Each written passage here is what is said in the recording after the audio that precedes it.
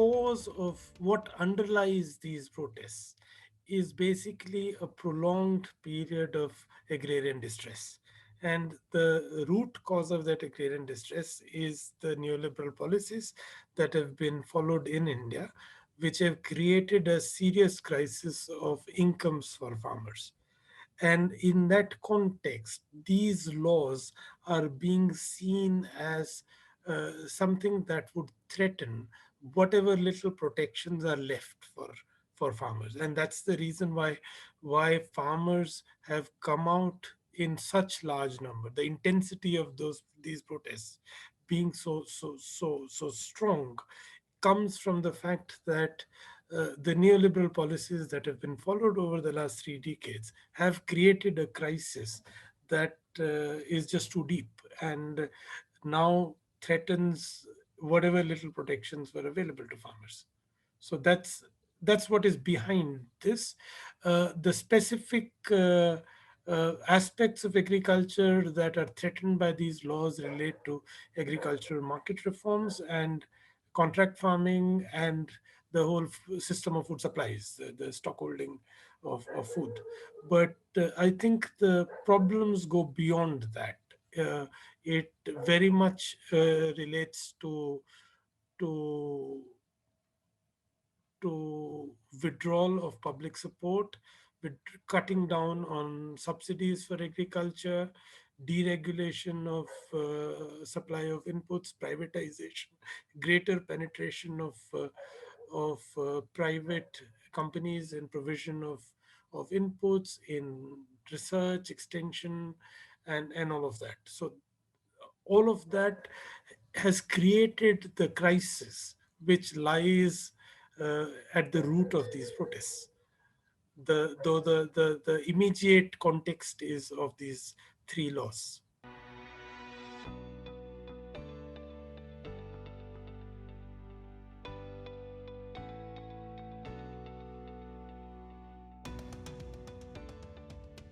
What is remarkable about these protests, and mind you, uh, fa- protests by farmers, there have been fairly large protests by farmers over several years now. If you look at the last few years, there have been several very large protests by farmers. There's a long march in Maharashtra. There were two or three major uh, protest events in Delhi where hundreds of thousands of farmers descended in Delhi. What makes the present struggle different and a huge sort of advance over those protests is that for the first time in last so many decades, the rich peasantry has joined these protests in a big way, and I think that's very important. The poor peasants, agricultural workers have been fighting against the neoliberal policies for a long time, uh, but it's now that the rich peasantry has felt the pinch, has felt threatened, and they have come in a big way. So in terms of forging unity of agrarian classes, now have something much bigger, something much stronger. There's also a huge sense of solidarity that has been created uh, among farmers and agrarian classes from different states.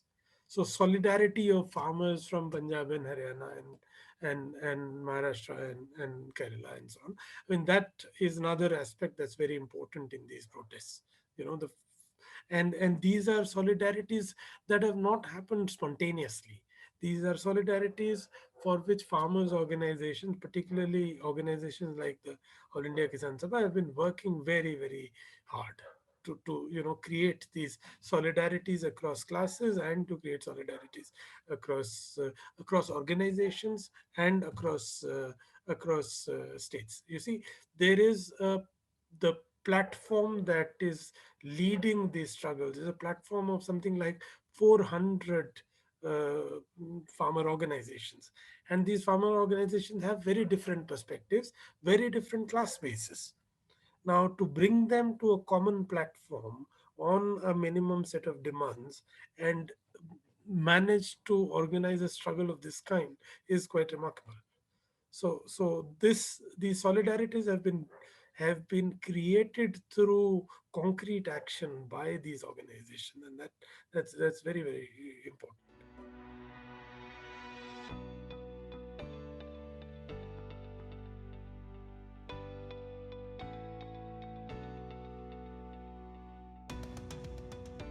Well, the rural labor is actually the worst affected. So, in an one is that an agrarian crisis is never a uniform crisis. It's not a crisis that hits everybody equally.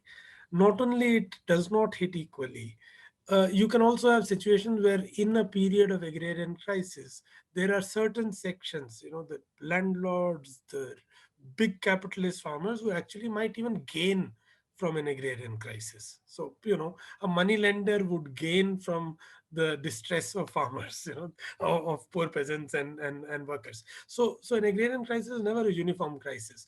And in this, the kind of crisis we've seen in India is a crisis in which there's no doubt that the rural labor has been the worst affected. They've been affected because of collapse of agriculture. They've also been affected because of collapse of employment in agriculture, as well as the whole larger employment crisis in the economy.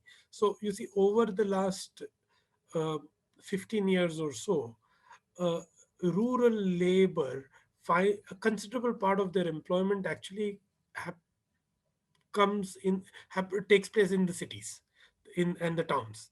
The rural workers either commute to the towns or migrate to work in non-agricultural occupations in the towns and the cities.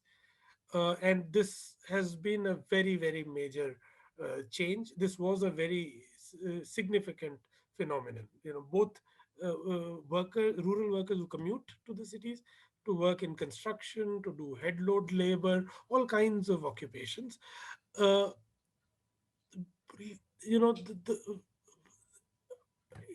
various occupations in the informal economy, in the urban non-agricultural informal economy. And you now have a situation where that economy has collapsed. And it's an economy that was hit very hard over the last 4 or 5 years.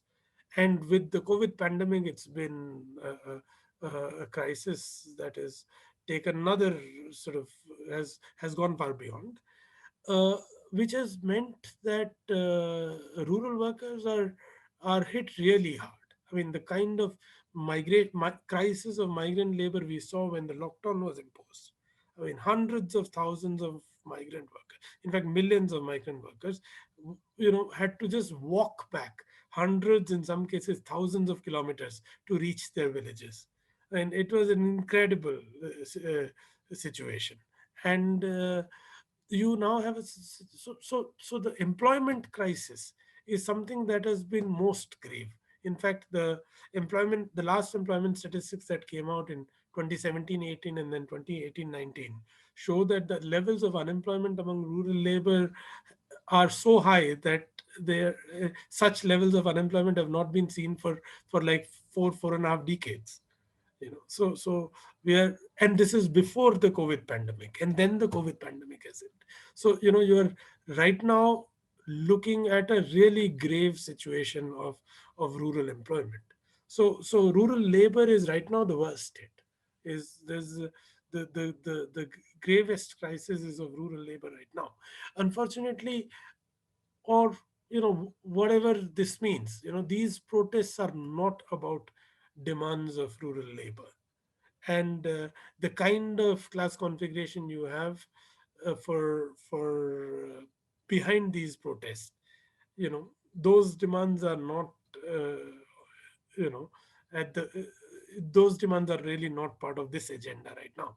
But given the larger problems that India as a country has been facing because of the rise of ultra right wing government, authoritarian ultra right wing government, these protests have huge importance.